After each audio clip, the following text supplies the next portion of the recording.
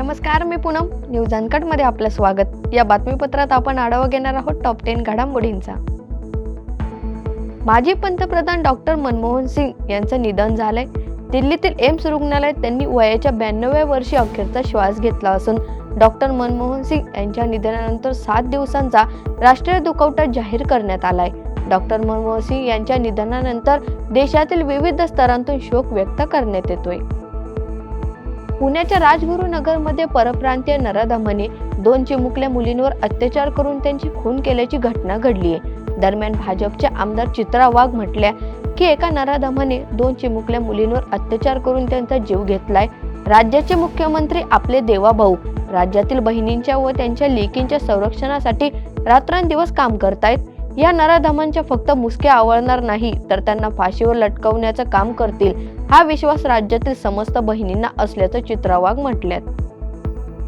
बीडच्या मत्स्यजोग गावचे सरपंच संतोष देशमुख यांच्या निर्गुण हत्येनंतर राज्यातील कायदा सुव्यवस्थेबाबत प्रश्नचिन्ह निर्माण झाला असतानाच आता धाराशिवच्या तुळजापूर तालुक्यात गुरुवारी सरपंच असणाऱ्या नामदेव निकम यांच्या गाडीवर पेट्रोल टाकून जीवघेणा हल्ला करण्यात आलाय. अंबरनाथचे शिंदे सेनेचे आमदार डॉक्टर बालाजी किनीकर यांच्या हत्येचा कट रचण्यात आल्याची बाब समोर आली आहे. याबाबत ठाणे गुन्हे शाखेने अंबरनाथ मधून दोघांना चौकशीसाठी ताब्यात घेतले.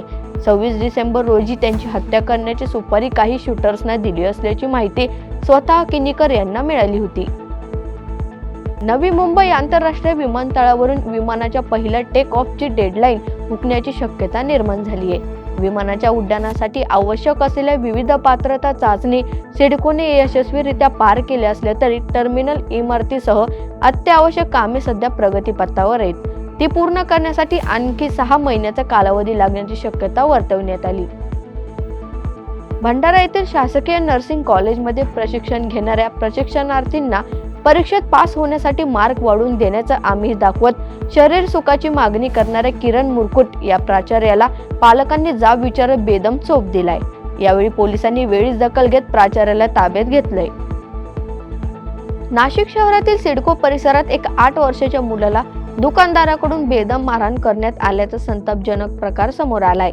या मुलाकडून दुकानातील साहित्य पडले आणि त्याच रागात दुकानदाराने त्याला मारहाण केल्याचा धक्कादायक प्रकार घडलाय. या प्रकरणी आरोपीवर कठोर कारवाई करावी अशी मागणी स्थानिक नागरिकांकडून केली जाते.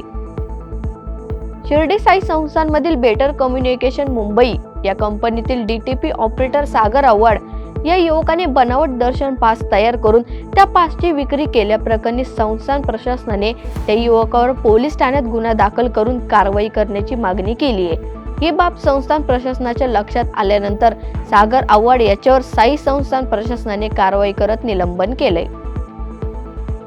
भारत ऑस्ट्रेलिया यांच्यातील 4थ्या कसोटी सामन्याचा दुसरा दिवस सुरू आहे. दुसऱ्या दिवशी ऑस्ट्रेलियाने 474 सर्वबाद धावा केल्यात. पहिल्या धावात ऑस्ट्रेलियाने धावांचा डोंगर रचल्याने टीम इंडिया अडचणीत आली आहे. भारतीय फलंदाज आता कशी कामगिरी करतात याकडे सगळ्यांचं लक्ष लागलंय. बंगालच्या उपसागरात कमी दाबाचा पट्टा निर्माण झाला असून त्यामुळे राज्यात पुढचे काही दिवस पाऊस पडण्याची शक्यता वर्तवण्यात आली आहे. उत्तरेकडून वाहणाऱ्या वाऱ्यांमुळे पावसाला पोषक वातावरण निर्माण झालं असल्यानं हवामान विभागाने कळवलंय. या बातमीसह वेळ झाली आहे टॉप 10 मध्ये इथेच थांबण्याची. पाहत रहा न्यूज अनकट.